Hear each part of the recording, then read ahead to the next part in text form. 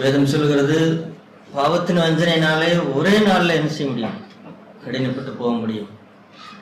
ஆனால் அப்படி கடினப்பட்ட நேரத்தில் எல்லாம்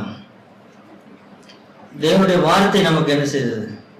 நம்மை உயிர்ப்பித்து அந்த கடினமான இருதயத்தை மாற்றி, எத்தனை தடவை சபைக்கு நாம் சோர்ந்து போனவர்களாய் வந்திருக்கக்கூடும், மனம் கடினப்பட்டவர்களாய் வந்திருக்கக்கூடும்.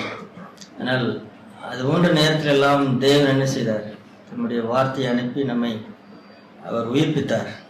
ஆகவே சபை விடுதலுக்காக நாம் என்ன செய்ய வேண்டும்? கடந்த வருடத்திலே தேவன் நம்மோடு கூட இடைப்பட்ட எல்லா நாட்களுக்காகவும் ஆண்டவருக்கு நன்றி செலுத்த வேண்டும். ஆண்டவர் நம்மை நேசிக்கிறார். அவர் நாம் கேட்டது போல அவர் நம்மை அளவில்லாமல் நேசிக்கிறார். அவர் புதிய வருடத்திலே அதில் தான் நாம் அதிகமாய் உறுதிப்பட வேண்டும். ஒரு வசனத்தை பாருங்கள். யோவான் எழுதின சுவிசேஷம் 17ஆம் அதிகாரம்.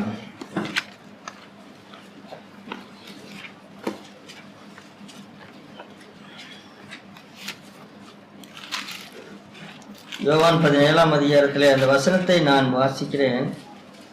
பிறகு நாம் எல்லாரும் சேர்ந்து அதை படிக்கலாம். யோவான் 17ஆம் அதிகாரம் 23வது வசனத்தின் இடையிலே நடுவாக இருக்கிற அதை நான் வாசிக்கிறேன். யோவான் 17ஆம் அதிகாரம் 23ஆம் வசனத்தின் நடுப்பகுதியிலே, நீர் என்னில் அன்பாயிருக்கிறது போல அவர்களிலும் அன்பாயிருக்கிறதையும். இந்த வசனத்தை நாம் எல்லாரும் சேர்ந்து படிக்கலாம். நீர் என்னில் அன்பாயிருக்கிறது போல அவர்களிலேயும் அன்பாயிருக்கிறதையும். அப்படியானால் என்ன அர்த்தம்? அதற்கு தேவன் இயேசுவை நேசிக்கிறது போலவே என்னையும் நேசிக்கிறார். அதான் இருக்கிறதுலே ஒரு அற்புதமானது. தேவனிடத்திலே பட்சபாதம் இல்லை என்கிறது நாம் பார்க்கிற ஒரு பெரிய சத்தியம். அவரிடத்திலே நோ பார்ஷியாலிட்டி. எந்த விஷயத்திலே? இந்த விஷயத்திலையும் கூட தான். இயேசுவை எப்படி நேசித்தாரோ, இயேசுவை எப்படி பாதுகாத்தாரோ, இயேசுவை எப்படி அபிஷேகித்தாரோ, இயேசுவை எப்படி போஷித்தாரோ, இயேசுவை எப்படி நடத்தினாரோ, அதை போலவே என்ன செய்கிறார்? நம்மையும் அவர் நேசிக்கிறார். அதில் சந்தேகம் இருக்கிறதா? இல்லை. நாமும் இயேசுவை போலவே இந்த பூமியிலே நடக்க முடியும், இதை விசுவாசித்தோமானால். இயேசு எப்படி தைரியமாய் நடந்தார், இயேசு எப்படி தன்னுடைய பிதாவின் அன்பின் பாதுகாப்புல எப்பொழுதும் அவர் இருந்தார். இயேசு எப்பொழுதாவது கவலைப்பட்டாரா? இயேசு எப்பொழுதாவது பயப்பட்டாரா?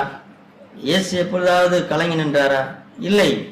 அவருக்கு தெரியும், பிதா என்னை நேசிக்கிறார், பிதா என்னை நேசிக்கிறார் அப்படிங்கிறது அவருக்கு தெரியும். அதைத்தான் நமக்கு அவர் சொல்லுகிறார். என்னை நேசிக்கிறது போலவே அவர் என்ன செய்கிறார்? உங்களையும் நேசிக்கிறார். அதுதான் மிகப்பெரிய ஒரு ஆச்சரியமான உண்மை. அது இதை நாம் என்ன செய்ய வேண்டும்? இதை நாம் விசுவாசிக்க வேண்டும். ஆண்டவரே, தேவனிடத்திலே எந்த மாறுதலும் இல்லை, அவரிடத்திலே மாறுதலின் நிழலே கிடையாது. அப்படியானால் அவர் நம் எல்லாரையுமே இயேசுவை நேசித்தது போலவே நம்மை நேசிக்கிறார். அதை விசுவாசிப்பதற்கு நமக்கு கஷ்டமா இருக்கிறது. ஆனால் அது உண்மை, அது ஆண்டவரே சொன்ன உண்மை. அது என்னை நேசிக்கிறது போல பிதா உங்களையும் நேசிக்கிறார். அப்படின்னா இந்த புது வருஷத்திலே நாம் என்ன செய்யணும்? அந்த பிதாவின் அன்பை இயேசு எப்பொழுதும் என்ன செய்தார்? அவர் அதிலே இருந்தது போல அதை நம்பி நாமும் என்ன செய்யலாம்? ஆண்டவர் தேவனுக்கு சந்தோஷம். இப்ப நமக்கு என்ன சந்தோஷம்? நமக்கு டிவி பார்க்கறது சந்தோஷம், அல்லது ஏதாவது ட்ரெஸ் எடுக்கிறது சந்தோஷம், அல்லது ஏதாவது நிலம் வாங்குறது, கார் வாங்குறது நமக்கு சந்தோஷம். ஆனால் நம்முடைய பரலோக பிதாவுக்கு எது சந்தோஷம் அப்படின்னா, அவர் எதிலே களி கூறுகிறார் அப்படின்னா, இங்கே பாருங்கள், ஒரு அற்புதமான வசனத்தை உங்களுக்கு காண்பிக்கிறேன். செப்பனியாவின் புஸ்தகத்திலே, செப்பனியா சில தேவன் தன்னை மறைத்துக் கொள்கிற தேவன், ஆமாம், அவர் விளம்பரப்படுத்த மாட்டார். அதை போலவே அவர் நம்மை நேசிக்கிறதையும் அவர் மறைத்து வைத்திருக்கிறார். இங்கே பாருங்கள், செப்பனியாவின் புஸ்தகம் 3ஆம் அதிகாரம் 17வது வசனம்.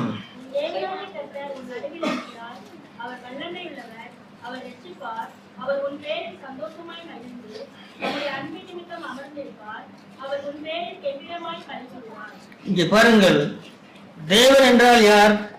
அவர் சிங்காசனத்தில் இருக்கிறார், அவர் கோபமாக இருக்கிறார், அவர் என்னிடத்தில் நிறைய எதிர்பார்க்கிறார், அல்லது அவர் என்மேல் பாராமுகமாக இருக்கிறார் என்கிறது போல தேவனை கற்பனை பண்ணி வைத்திருக்கிறோம் நாம். ஆனால் தேவன் எப்படி இருக்கிறார்? உன் தேவனாகிய கர்த்தர் உன் நடுவில் இருக்கிறார், அவர் வல்லமை உள்ளவர், அவர் ரட்சிப்பார், அவர் உன் பேரில் என்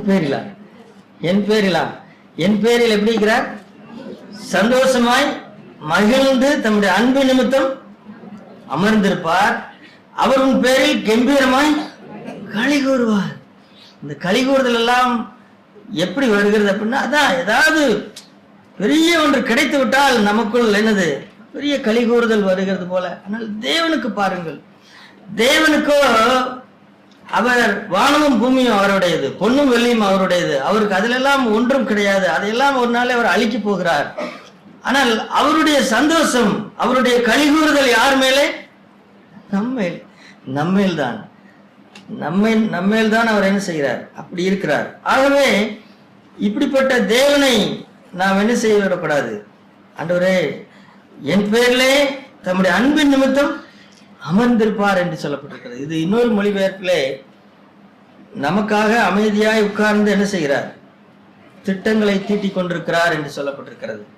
நாம் நம்முடைய சொந்த பிள்ளைகளுக்கு ஒரு தாயின் தகப்பனும் உட்கார்ந்து பிள்ளைக்கு அடுத்த மாசம் என்ன செய்யறது, இந்த பரீட்சைக்கு என்ன செய்யறது, அல்லது இந்த காலேஜில் சேர்த்தவரை என்ன செய்யறது என்று சொல்லி அந்த வருஷத்திற்கு திட்டங்களை தீட்டுகிறது போல ஆண்டவர் நமக்கு என்ன செய்கிறார்? சொல்ல உண்மையை கேளுங்கள். எதிர்வருகிற 2019ஆம் வருடத்தின் எல்லா நாட்களுக்கும், அதுக்கு மேல போக வேண்டாம், அதுக்குள்ள இந்த 2019ஆம் வருஷத்தின் எல்லா நாட்களுக்கும் தேவன் ஏற்கனவே என்ன செய்து விட்டார்? திட்டம் பண்ணி விட்டார் நமக்காக. அதை விசுவாசிக்க முடிகிறதா? ஆமாம். 2019ல ஒவ்வொரு நாள்லையும் என்ன நடக்கும் என்பது யாருக்கு தெரியும்? தேவனுக்கு தெரியும், நமக்கு தெரியாது. ஆனால் தேவனுக்கு தெரியும். ஆகவே நாம் என்ன செய்யலாம்? நாம், ஆண்டவரே, உமக்கு தெரியாமல், அல்லது நீர் ஏற்கனவே எனக்கு எல்லாவற்றையும் ஆயத்தம் பண்ணி வைத்து விட்டீர், எனக்கு என்ன தேவை, எனக்கு என்ன பணம் தேவை, எனக்கு என்ன கிருபை தேவை, எனக்கு எந்த நேரத்தில் என்ன தேவை, எல்லாம் ஆல்ரெடி என்ன செய்யறது? ஆயத்தமா இருக்கிறது. இதை கண்டீர்களா அல்லது இதை கேட்டீர்களா சகோதர சொல்லு? அது அத்தனை உண்மை. நாம் என்ன சோதனையை சந்தித்தாலும் சரி, இந்த 2019ல அது அத்தனைக்கும் போதுமான கிருபை என்ன செய்திருக்கிறது? ஆயத்தமா இருக்கிறது. என்னுடைய வாழ்க்கையிலே எத்தனை செலவுகள் இந்த வருஷத்திலே வந்தாலும் அத்தனைக்கும் தேவன் என்ன செய்திருக்கிறார்? அவர் அறிந்திருக்கிறார். எனவே இந்த நல்ல தேவனை இப்படியெல்லாம் நமக்காக அமர்ந்திருந்து அவர் என்ன செய்கிறார்? திட்டங்களை தீட்டிக் கொண்டு அவர் இருக்கும் பொழுது இப்பொழுது நாம் என்ன செய்ய வேண்டும்? ஒரு சின்ன பிள்ளை, அந்த ஒரு சின்ன பிள்ளை இடத்துல போய் நீங்கள் கேட்டு பாருங்கள், ஏமா உன்னை ஸ்கூல்ல சேர்த்துறதுக்கு நீ என்ன பண்ண போற, ஸ்கூல்ல படிக்கிறதுக்கு என்ன பண்ண போற அப்படின்னு ஒரு பிள்ளை இடத்துல கேட்டால் பிள்ளை என்ன சொல்லும்? அது எங்க அப்பா பார்த்துக்குவாரு, எங்க அப்பா கிட்ட போய் கேளுங்க, எங்க அப்பா பார்த்துக்குவாரு, அவ்வளவுதான். அதுதான். அப்படிதான் நாம் என்ன செய்யணும்? கர்த்தருக்குள்ள என்ன செய்யணும்? அப்படிதான் மகிழ்ந்திருக்கணும். நம்முடைய தேவன் அப்படிதான் இருக்கிறார். எனவே அப்படி இருக்கிறபடினாலே, ஆனால் இந்த கடைசி நாட்கள்ல என்ன பிரச்சனை அப்படின்னு கேட்டா, இந்த கடைசி நாட்கள்ல இங்கே பவுல் சொல்லும் பொழுது 2 தீமோத்தேயு 3ஆம் அதிகாரத்திற்கு வாருங்கள். 2 தீமோத்தேயு 3ஆம் அதிகாரம்.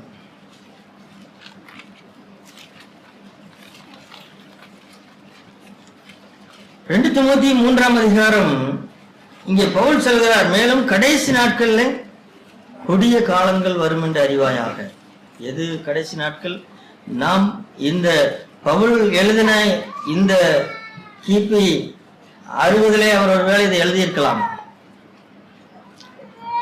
அவர் அப்பொழுது சொன்ன வார்த்தை இப்படி பார்த்தோம் என்று சொன்னால் இப்பொழுது நாம் எப்படி இருக்கிறோம்? கடைசி நாட்கள் அல்ல, கடைசி நொடியிலே இருக்கிறோம்.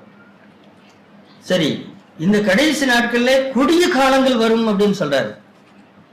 அது என்ன கொடிய காலங்கள் அப்படின்னா, புகம்பங்கள் வருமா, போர்கள் வருமா, நாட்டுக்கு நாடு போராட்டங்கள் வருமா, சண்டைகள் வருமா? ஆமாம், அதெல்லாம் அவைகளெல்லாம் நடந்து கொண்டுதான் இருக்கிறது. ஆனால் பவுல் சொல்கிற கொடிய காலங்கள் அப்படின்னு சொல்லுகிறதை அவர் அந்த 1ஆம் வசனத்திற்கு அப்புறம் கொடிய புகம்பங்கள் வரும், நாட்டுக்கு நாடு போராட்டங்கள் வரும் அப்படின்னு எல்லாம் சொல்ல. அவர் எதை சொல்லுகிறார்? 2ஆம் 3ஆம் 4ஆம் வசனத்திலே 19 பாவங்களை பற்றி பட்டியல் எடுக்கிறார். இந்த 2, 3, 4 வசனத்திலே இந்த கொடிய காலங்கள் என்றால் என்ன அப்படின்னா, மனிதர்கள் காலம் செல்ல செல்ல காலம் கடைசியாக ஆக ஆக மனிதர்கள் கொடிய இந்த பாவங்கள், இந்த நான் எண்ணி பார்த்தேன் 19 பாவங்கள் இருக்கிறது. இப்ப கொடிய காலங்கள் என்றால் என்ன? இதுதான் மனிதர்கள் இப்படி மாறுகிறது தான் கொடிய காலம். இதிலே இந்த 19 பாவங்களுக்குள்ளாக ஒரு பாவம் மறைந்திருக்கிறது. அதை கண்டுபிடிங்களேன். அந்த 2ஆம் வசனத்தின் நடுப்பகுதியிலே அது இருக்கிறது. அது என்னது? நன்றி அறியாதவர்களாயும். பாருங்கள், கடைசி நாட்கள்ல அப்போ இதில் சொல்லப்பட்ட கொடிய காலங்கள் அல்லது பாவங்கள், கடைசி நாட்களில் ஜனங்கள் இப்படி ஆவார்கள் அப்படிங்கிறதா ஒரு ஒரு மோசமான காலத்திற்குள்ளாக நாம் போய் கொண்டிருக்கிறோம் என்பதனுடைய அடையாளம். பஞ்சம், பசி, பட்டினி இவைகளெல்லாம் 2வது. முதலாவது மனிதனுடைய வீழ்ச்சியானது நாளுக்கு நாள் அது என்ன செய்யக்கொண்டே இருக்கிறது? மோசமாய்கொண்டே போய்கொண்டே இருக்கிறது. 3ஆம் அதிகாரம் 13ஆம் வசனத்தை பாருங்கள். பொல்லாதவர்களும் எத்தர்களுமானவர்கள் மோசம் போக்குறவர்களாகவும் மோசம் போகிறவர்களுமாய் இருந்து மென்மேலும் கேடுள்ளவர்களாவார்கள். ஆமாம், இப்படிதான் நடக்க போகிறது. எனவே இந்த நாட்கள்ல இனி வரப்போற காலங்கள்ல ஜனங்களிடத்துல நன்மை அல்லது நல்லது அப்படின்னு எதிர்பார்க்க கூடாது. ஆமாம், கடைசி காலங்கள் ஆக ஆக இந்த கொடிய காரியங்கள் இந்த 2, 3, 4 வசனத்திலே சொல்லப்பட்ட இந்த பாவங்கள் இருக்கிற மனிதர்கள் தான் என்ன செய்வார்கள்? மனிதர்கள் தற்பிரியராய் எல்லாம் மாறிவிடுவார்கள். ஆனால் இப்ப சபையில இருக்கிற நாம், நமக்கு என்ன பிரச்சனை அப்படின்னு கேட்டா, சபையில இருக்கிற நாம் என்ன செய்யணும் கேட்டா, இதை எதிர்த்து போராட வேண்டும். இந்த இந்த பாவங்களுக்குள்ளேதான் நாம் இருக்கிறோம். இப்போ நம்முடைய வேலை என்ன அப்படின்னு கேட்டா, நாம் இதை எதிர்த்து போராட வேண்டும். இந்த கடைசி நாட்களிலே வாழ்ந்து கொண்டிருக்கிற நான், ஆண்டவர் வரப்போகிறார், அவருடைய வருகைக்கு ஆயத்தமாக வேண்டிய நான், இந்த கடைசி நாட்களிலே நாம் எதிர்த்து போராட வேண்டியது ஒன்று என்ன அப்படின்னு கேட்டா, ஒரு நன்றி அறிதல் உள்ள வாழ்க்கைக்காக, ஒரு நன்றி அறிதல் உள்ள இதயம் உள்ளவனாய் இருப்பதற்காக. இந்த பாவம் நம்மை தொடவில்லை என்று நீங்கள் நினைக்கிறீர்களா? இல்லை, நம்மை அதை பாதிக்கிறது. நன்றி அறியாதவர்களாக இருக்கிற பாவம் என்னை பாதிக்கவில்லை என்று நீங்கள் நினைக்கிறீர்களா? நம்மையும் பாதித்திருக்கிறது. அதை நாம் சொல்லலாம், நாம் பட்டியல் இருக்கிறது, நான் விபச்சாரம் செய்யவில்லை, நான் கொலை செய்யவில்லை, நான் திருடவில்லை அப்படின்னு நாம் நினைக்கிறோம். ஆனால் இந்த பட்டியலுக்குள்ளதான் இவைகள் எல்லாம், இந்த பட்டியலுக்குள்ள இது இருக்கிறது. எது இருக்கிறது? நன்றி அறியாதவர்களாகவும். ஆண்டவரே, அப்படியானால் நான் இதற்கு விரோதமாக எதிர்த்து நான் போராட வேண்டும். அப்படி போராடினால்தான் நான் இந்த கடைசி காலத்திலே நான் என்ன செய்ய வேண்டும்? நான் இந்த கடைசி காலம் அல்லது கொடிய காலத்திற்குள்ளாக சிக்காமல் நான் என்ன செய்ய முடியும்? வாழ முடியும். தேவன் முதலாவது தேவன் எப்படி இருக்கிறார் அப்படின்னு சொல்லி பாருங்களேன். அல்லது அந்த அந்த வசனத்திலேயே அது எவ்வளவு மோசம் அப்படிங்கிறது தெரியும். எபிரேயர்கள் நிறுவம் 6ஆம் அதிகாரத்திலே, எபிரேயர் 6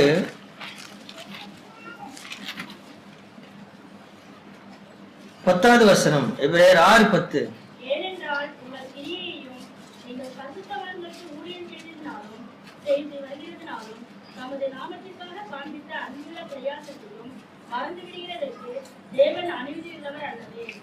இங்கே பாருங்கள், தேவன் தேவன் எப்படி இருக்கிறார் அப்படின்னு சொன்னா, அவர் அல்லது இந்த வசனத்திலே பாருங்களேன், நீங்கள் தமது நாமத்திற்காக காண்பித்த அன்புள்ள பிரயாசத்தையும் மறந்து விடுவதற்கு தேவன் அநீதி உள்ளவர் அல்லவே. அப்ப நன்றி மறக்கிறது என்னது? அது ஒரு அநீதி. அது ஒரு அநீதி. அது அது நீதி அல்ல. இப்ப இங்கே தேவன் பாருங்கள், ஒரு காலத்திலே தேவனுக்காக வாழ்ந்தார்கள், அதுக்கப்புறம் அவர்கள் பின்மாறி போய்விட்டார்கள். இருந்த போதிலையும் கூட தேவன் என்ன செய்யவில்லைன்னு கேட்டா, அவர்கள் செய்த காரியங்களை அல்லது நாம் செய்த காரியங்களை, உங்கள் கிரியையும் நீங்கள் பரிசுத்தவான்களுக்கு ஊழியம் செய்ததினாலும் செய்து வருகிறதினாலும் தமது நாமத்திற்காக காண்பித்த அன்புள்ள பிரயாசத்தை மறந்து விடுவதற்கு தேவன் அநீதி உள்ளவர் அல்லவே. சகோதரர்களே, இந்த வசனத்தை வைத்துத்தான் நன்றியறிதல் இல்லாமல் இருப்பது என்பது ஒரு அநீதி. அது ஒரு அநீதி. அதை அவ்வளவு சீரியஸாய் நாம் பார்க்க வேண்டும். ஆனால் தேவன் அந்த அநீதியை அவர் செய்கிறதில்லை.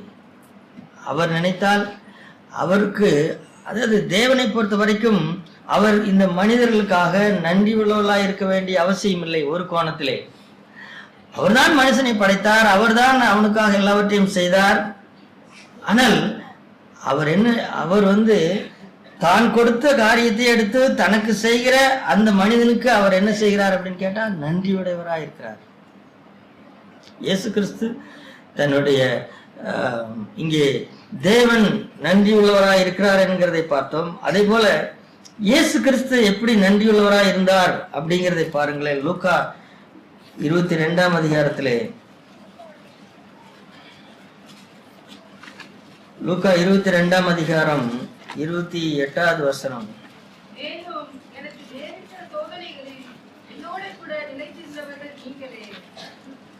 அங்கே ஆண்டவர் இயேசு கிறிஸ்து இந்த பூமியில இருக்கும் பொழுது அவர் நம்மை போலதான் இருந்தார். நம்மை போல பாடுள்ள மனுஷராக அவர் இருந்தார். பட்ட பாடுகளினாலே கீழ்ப்படிதலை கற்றுக்கொண்டார். இந்த சீசர்கள் ஒன்றும் அதிக நாட்கள் இல்லை, ஒரு 3.5 வருஷங்கள் அவரோடு கூட இருந்தார்கள். 3 வருஷங்களும் அவர்கள் படித்தன பாடு அது வேறு விஷயம். அவருக்கு ஆலோசனை சொன்னார்கள், அவர் சொல்றதை கேட்கறதில்ல. அவர்கள் தங்களுக்குள் யார் பெரியவன் சொல்லி போராடினார்கள். அவர் சொல்றதை கேட்காம போய் பயிரை கொய்து அவர்கள் சாப்பிட்டார்கள். இப்படி அவர்கள் இருந்த போதிலையும் கூட அவர் என்னத்திற்காக நன்றி உள்ளவராக இருந்தார்? எத்தனை குறைகள் உங்களிடத்தில் இருந்தாலும், இந்த 3 வருஷங்கள்ல எனக்கு எத்தனையோ போராட்டங்கள் வந்தது. பரிசேயர்கள் மூலமாய் போராட்டங்கள் வந்தது, ஜனங்கள் மூலமாய் போராட்டங்கள் வந்தது. ஆனால் அந்த சோதனைகளிலே பிசாசின் மூலமாய் எத்தனையோ சோதனைகள் வந்தது. அந்த சோதனை நேரத்தில் எல்லாம் என்னோடு கூட இருந்தவர்கள் நீங்கள் தான். எனக்காக ஜெபம் பண்ணவர்கள், அவர் ஜெபம் பண்ணும்படி கேட்டார், என்னை உற்சாகப்படுத்தினவர்கள். அந்த 12 சீசர்களும் அவரோடு கூட படுத்து எந்திரித்தார்கள், அவரோடு கூட சாப்பிட்டார்கள், அவரோடு கூட படகிலே போனார்கள். அந்த அந்த அந்த அந்த அதை அவர் எப்படி நன்றியோடு நினைத்து பார்க்கிறார் பாருங்கள். நமக்கு இந்த அருமையெல்லாம் நமக்கு தெரியறதில்லை சகோதரர்களே, நமக்கு இந்த அருமையெல்லாம் தெரியறதில்லை. அவர் தேவகுமாரன், அவர்களை சீசரா அழைச்சதே பெரிய விஷயங்க. ஏப்பா, இந்த முழு உலகத்துல உங்களை 12 பேர்த்த சீசரா கூப்பிட்டனே, அதுக்கே நீங்க கொடுத்து வச்சிருக்கணும், அப்புறம் என்னமோ மத்ததை நீங்க பேசிட்டு இருக்கிறீங்களா அப்படின்னு பேசிட்டு போயிடலாம். இல்ல, நமக்கு நிறைய நேரத்துல நமக்கு மமதை அப்படிதான் இருக்கிறது, நம்முடைய பெருமை அப்படி இருக்கிறது. அது என்னன்னு கேட்டா, இங்க பாருங்க, எனக்கு அவ மனைவியா இருக்கிறதுக்கு அவ கொடுத்து வச்சிருக்கோன்னு நீங்க என்னமோ சொல்றீங்க. நாம் எவ்வளவு பெருமைக்காரர்கள், எவ்வளவு பெருமைக்காரர்கள். ஆனால் இயேசு கிறிஸ்து அவர் அப்படி சொல்லி இருக்கலாம். அவர் தேவகுமாரன், அவர் தன்னில் தானே பூரணமா இருக்கக்கூடியவர். ஆனால் அவரோ நம்மை போல மாம்சத்தில் இருந்தபடினாலே அந்த சீசர்கள் பேசின ஒரு அன்பான வார்த்தைக்காக அவர் சந்தோஷமா இருந்தார். ஒருவேளை பரிசேயர்கள் அவரை நெருக்கினார்கள், பரிசேயர்கள் அவரை நெருக்கி ஏவினார்கள். அந்த நேரத்தில் இந்த சீசர்கள் ஒண்ணும் பண்ணல, கூட வந்து நின்றார்கள். கூட வந்து நின்னாங்க, கூட இயேசு கிறிஸ்துவோடு கூட நெருக்கி நின்றார்கள். இப்ப இயேசுவின் படத்தை எல்லாம் நீங்க பாத்தீங்கன்னா அந்த பரிசேயர்கள் வந்து சண்டைக்கு வர்ற மாதிரி வருவாங்க. அப்ப இவங்க யார் நிற்பாங்க? இந்த சீசர்கள் போய் கூட நிற்பாங்க. அது அது அது அதெல்லாம் ஆண்டவர் என்ன செய்யறார்? அதெல்லாம் நினைத்து பார்த்து என்னோட கூட எனக்கு நேரிட்ட சோதனைகள்ல என்னோடு கூட நிலைத்திருந்தவர்கள் நீங்களே, சோதனையை கண்டு ஓடி விடாமல். சொல்ல நமக்கு அப்படிப்பட்ட இயேசு எப்படி நன்றியா இருந்தார் பாருங்கள். அந்த சீசர் அவருக்கு தெரியும், இந்த சீசர்கள் நாளைக்கு என்னை காட்டி கொடுப்பார்கள் அப்படிங்கிறதும் தெரியும். ஆனால் நன்றி சொல்வதற்கு அதெல்லாம் தேவையில்லை. இன்னைக்கு என்ன செஞ்சுட்டாங்க அப்படிங்கிறதுக்காக நேற்று நடந்த காரியத்திற்கு நன்றி உள்ளவர்களாய் இருக்கக்கூடாது அப்படின்னு எல்லாம் கிடையாது. அப்படி இல்லவே இல்லை. அப்படி ஏதோ ஒரு விதத்துல என்னோடு கூட இருந்தார்கள், எனக்காக ஜெபம் பண்ணார்கள், சபையில எனக்கு பக்கத்துல உட்கார்ந்து இருந்தார்கள். அல்லது ஒரு பிரச்சனை வந்த போது என்னோடு வேற ஒண்ணும் பண்ணல, கூட வந்து நின்னாங்க. இதற்காக அவர் என்ன செய்தார்? அவர் நன்றி உள்ளவராய் இருந்தார். அதுதான் ஆண்டவர். இயேசு அப்படிதான் இருக்கிறார், தேவன் அப்படிதான் இருக்கிறார். நமக்கு என்ன எல்லாரும் செய்யாத அவங்க என்ன பெருசா செஞ்சுட்டாங்க, எல்லாருக்கும் தான் வராங்க, அப்ப எனக்கு வரணும்ல. இல்ல, நீ கொடிய காலத்துக்குள் வாழ்கிறாய். அந்த கொடிய காலத்தின் அந்த 19 பாவத்திலே அந்த 19 பாவத்திற்குள்ளாக சிக்கிக்கொள்ள போகிறாய். அதிலே அந்த அந்த பாவம் அந்த பாவம் எனக்குள் வந்து விட்டது. பொழுது நன்றி அறியாத பாவம் எனக்குள் வந்து விட்டது. அந்த மனுஷனை பாருங்கள். ஒரு மனிதனை ஆண்டவர் மெச்சிக்கொண்டார். அந்த லூக்கா 17ஆம் அதிகாரத்திலே, லூக்கா 17ஆம் அதிகாரம், லூக்கா 17ஆம் அதிகாரத்திலே 10 குஷ்டரோகிகள் ஆண்டவரிடத்திலே வந்தார்கள். அங்கே அந்த 9 பேரும் அங்கே பார்க்கிறோம். 17ஆம் அதிகாரத்திலே 13ஆம் வசனத்திலே, ஏசையரே எங்களுக்கு இறங்கும் என்று சத்தமிட்டார்கள். ஆண்டவர் சொன்னார், நீங்கள் போய் ஆசாரியர்களுக்கு உங்களை காண்பீங்கள் அப்படின்னு சொன்னாரு. அந்தபடி அவர்கள் போகையிலே சுத்தமானார்கள். சரி, இப்ப என்ன செய்யலாம் அடுத்து அப்படின்னா, அவர்கள் அந்த 9 பேர்த்தோட நினைவுகள் தான் என்ன? அது அம்மா அப்பா அவர்கிட்ட போனா சுகமாயிருன்னு சொன்னாங்க, போனோம். அவரும் ஒண்ணு திரும்பி வாங்கினெல்லாம் சொன்னாரா? கேள்வி எப்படி? ஆண்டவரே கேள்வி கேட்கணும். எப்படி கேள்வி கேட்கலாம்? எப்ப அவர் வர சொன்னார்னா போலாம்ப்பா, வர சொல்லலையே அவரு. நாம தான் எதையும் சொன்னா தானே செய்யற ஆளுங்க, சொல்லாம நான் எப்படி செய்யறது? அவர் வர ஆசாரியர் காமியங்கள். அவர்கள் போகையிலே சுத்தமானார்கள். அவரை திரும்ப நீ அவரேப்பா அவர் போயிட்டு இருப்பாரு, போற நேரத்துல அவரை போயிட்டு டிஸ்டர்ப் பண்ணிக்கிட்டு அவர் என்ன சொன்னாரோ அதன்படி செஞ்சுட்டு போவோம். சரி, இப்ப என்ன செய்யறது? இப்ப நம்ம வீட்டுக்கு போலாம். இப்ப இத்தனை நாள் எங்க இருந்த? வீட்டை விட்டு துரத்தப்பட்டு, வீட்டில் இருக்கிற மனைவி பிள்ளைகளால் துரத்தப்பட்டு, ஆகாதவனாய் போய், ஊரார் பெற்றோர் எல்லார் ஜனங்களாலும் வெறுத்து ஒதுக்கப்பட்டு, காடுகளையும் மலைகளையும் சுற்றி தெரிந்த மனிதன் இந்த குஷ்டரோகி. இதுவரைக்கும் சொந்த பந்தத்து கண்ணெல்லாம் தெரியல. சகோதரர்களே, நாம் பாவம், அதாவது நீங்கள் பாவம் செய்கிறவர்களாய் வாழ்ந்து பாருங்கள். உங்களை இந்த உலகம் மதிக்கிறதா அப்படின்னு சொல்லி பாருங்கள். ஒரு திருடுகிறவனாய் மாறுங்கள், உங்களை உலகம் மதிக்கிறதா என்று பாருங்கள். அல்லது இந்த உலகத்தை அல்லது சொந்தக்காரர்களை அவமானமாய் பேசுங்கள், அது உங்களை மதிக்கிறதா என்று சொல்லி பாருங்கள். மதிக்காது. அதுதான் குஷ்டரோகத்தை, பாவம் என்கின்ற இந்த குஷ்டரோகத்தை பிடித்து அலைந்த இந்த மனுஷனை எல்லாரும் ஒதுக்கி தள்ளிவிட்டார்கள். இந்த 10 பேரை அவர்களை ஊருக்குள் சேர்த்த மாட்டார்கள், வீட்டுக்குள் சேர்த்த மாட்டாங்க. அவங்கள் ஒதுக்கப்பட்ட இடத்திலே தான் அவர்கள் வாழ வேண்டும்.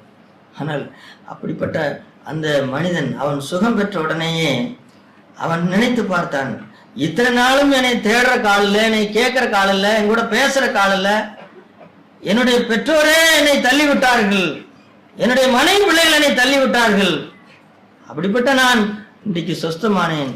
அப்படியானால் நான் என்ன செய்வேன்?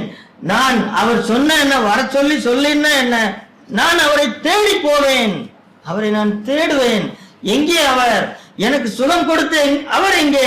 என்னை சொஸ்தமாக்கின அவர் எங்கே? அதைத்தான் அப்ப அதை அவர் இப்ப இயேசு சொல்லல. ஆனா அவர் என்ன சொன்னார்னு பாருங்க. வர சொல்ல போயிட்டு நீங்க சுகமான பிறகு இங்க வாங்க அப்படின்னு சொல்ல.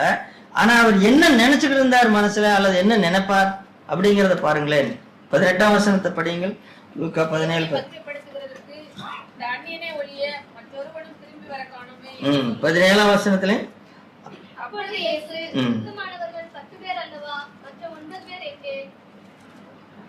ஆண்டவர் வர சொல்ல. ஆனா என்ன நினைச்சார் அவரு, அல்லது என்ன நடக்கணும்? இயல்பா அவர்கள் வந்திருக்கணும். அங்கதான் இடிக்குது. இன்னைக்கு எல்லாருடைய இருதயத்திலையும் இருக்கிறதெல்லாம் வெளிரங்க மாறுதெல்லாம் அங்கதான் நடக்குது. அவர் ஒண்ணுமே சொல்லப்பா, ஒண்ணும் சொல்லன என்ன, நன்றி உள்ள மனிதன் திரும்பி வருவான், நன்றி அறியாதவன் திரும்பி வரமாட்டான். அதை சொல்லி நாம தான் ஆமாப்பா அவர் சொன்னாரு நம்ம போயிடணும் அப்படிங்கறதெல்லாம் நன்றி அறிதல் கிடையாது. நன்றி அறிதல் உள்ள மனுஷனுக்கு நீ திரும்பி வா, தேங்க்ஸ் சொல்லிட்டு போ அப்படின்னு சொல்ல வேண்டிய அவசியம் இல்லை, சொல்லக்கூடாது. அவனா வரணும். சரி, இப்போ ஆண்டவர் என்ன கேட்டார்? இந்த சமாரியன் திரும்பி வந்த போது, ஏப்பா நான் தான் உங்களை வர சொல்லியே, நீ எதுக்குப்பா வந்தேன்னா கேட்டாரு? இப்படி கேட்டாரா? என்ன சொல்றாரு? சுத்தமானவர்கள் 10 பேர் அல்லவா, மற்ற 9 பேரும் எங்கே? அப்ப அந்த 9 பேரும் என்ன செஞ்சிருக்கணும்? ஆண்டவரிடத்திலே திரும்பி வந்திருக்கணும். திரும்பி ஆண்டவரே உமக்கு நன்றி, நாங்கள் ஒதுக்கப்பட்டவர்கள், எங்களை சுகமாக்கினரே, உமக்கு நன்றி நன்றி நன்றின்னு சொல்லியிருக்கணும், தேவனை மையப்படுத்தி இருக்கணும். ஆனா அவர்களுக்கு டிவி போய் பார்க்கணும். நான் 10 வருஷமாச்சு டிவி பார்த்து, நான் பிசினஸ் போய் நான் வாட்ஸ்அப்ப 10 வருஷமாச்சு சாத்தியாச்சு, திரும்ப போய் ஆர்டர் பிடிக்கணும், நான் போய் மனைவியோட போகணும், பிள்ளைகளோட சந்தோஷமா இருக்கணும்.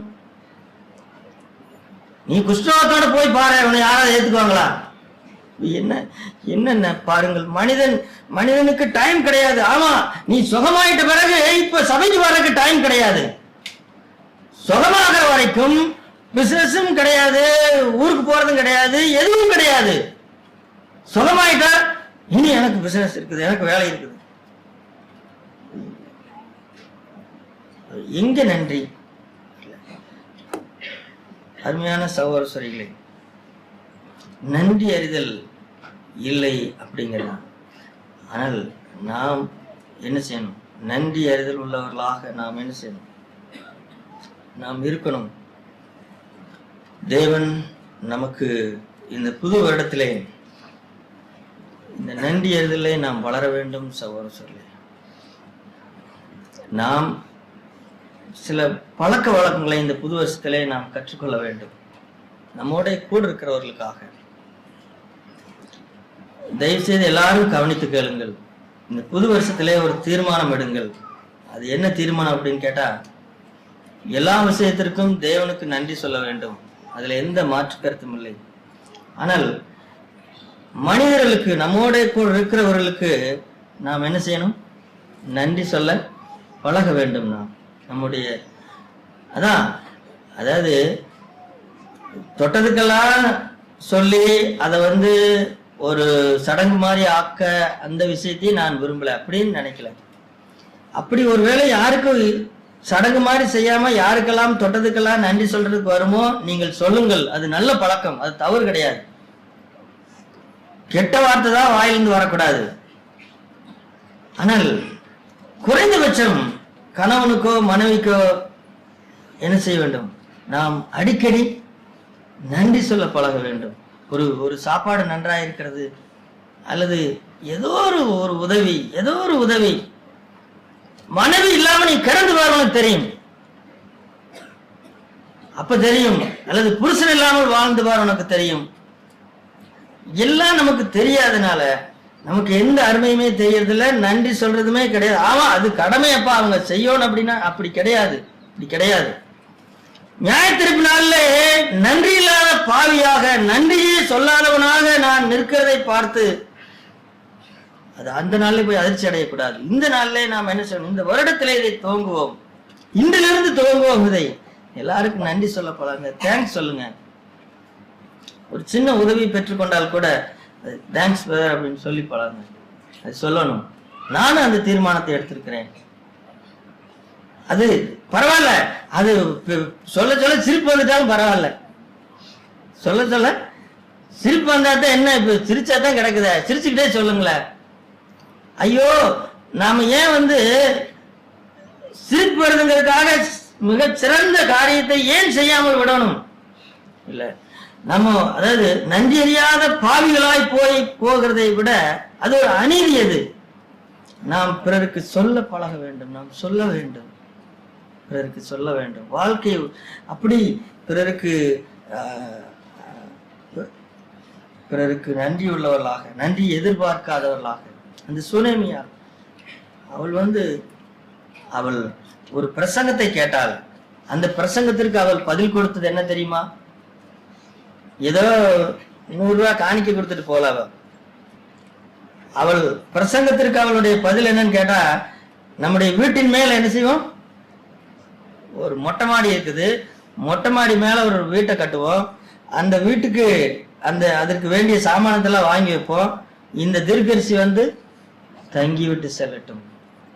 அவள் கேட்ட வார்த்தைக்காக அவள் எவ்வளவு நன்றியா இருந்தால் தெரியுமா? அந்த நன்றியை பணமாக செலவு செய்தாள். நன்றிக்கு அளவு கிடையாது. தேவனுடைய வார்த்தையை அவள் கேட்டு கேட்டு அவள் அந்த நன்றியை அவள் காண்பித்தாள். அவள் எந்த நன்றியை எதிர்பார்க்கல. எலிசா கிட்ட அவள் எந்த நன்றியை எதிர்பார்க்கல.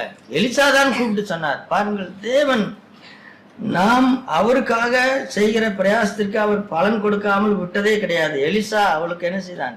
அவளால் வாங்க முடியாத ஒன்றை கொடுத்தான். குழந்தை அவளுக்கு பிறந்தது.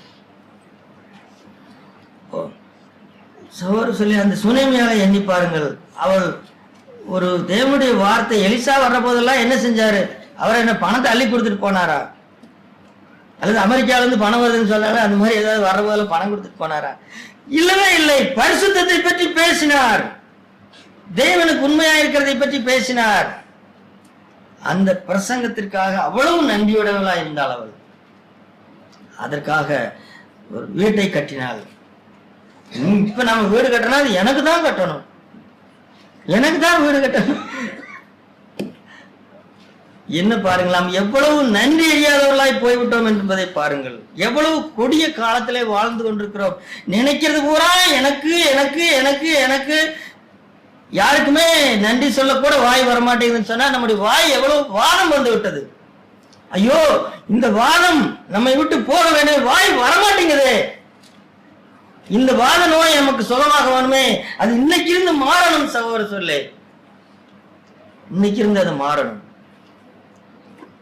தேவன் நமக்கு எந்த கிரியையும் உண்மையாய் செய்யும் பொழுது அவர் அதை கூட நின்று நம்மை தாங்குவார். நாம் சொல்லுகிற வார்த்தையை அவர் தாங்குவார். நான் தேங்க்ஸ் வேர் அப்படின்னு சொன்னா அது உண்மையான ஒன்றையிலிருந்து சொல்லும்படிக்கு அவர் எனக்கு உதவி செய்வார். அவர் அப்படி நாம் பிள்ளைகளுக்கு சொல்லுவோம், மனைவிக்கு சொல்லுவோம், கணவனுக்கு சொல்லுவோம், சபைக்கு சொல்லுவோம். ஒரு செய்தியை கேட்டால் அந்த செய்திக்கு நாம் என்ன செய்வோம்? ஒரு தேங்க்ஸ் சொல்லுவோம். இதெல்லாம் நல்ல பழக்க வழக்கங்கள். ஒரு கான்ஃபரன்ஸுக்கு போனால் அந்த கான்ஃபரன்ஸை ஒழுங்கு செய்தவர்களுக்காக ஒரு நன்றி சொல்லுவோம். எப்படா கான்ஃபரன்ஸ் முடியும், எப்படா விழுந்து அடிச்ச ஓடி வந்துடுவோம்? இல்லை இல்லை இல்லை, நாம் எதையுமே பெறுவதற்கு பாத்திரவான்கள் அல்ல. அப்படி இருக்கும் பொழுது நமக்கு என்ன கிடைத்தாலும் அதற்கு நன்றி சொல்லணும். உலக ஜனங்களுக்கு கூட நாம் நன்றி சொல்ல வேண்டும். நம்மிடத்திலே அதை பார்க்கட்டும் இந்த உலகம். நாம் இந்த உலகத்திற்கு ஒளியாய் இருப்போம். இந்த உலகத்திற்கு நாம் காண்பிக்க வேண்டிய ஒளி என்ன? எல்லாருக்கும் நன்றி உடையவர்களாய் இருப்போம். நன்றியை நாம் சொல்லுவோம். அது இந்த உலகத்திற்கு வெளிச்சத்தை கொண்டு வந்துவிடும். ஓகே, தேவன் நமக்கு உதவி செய்வராக.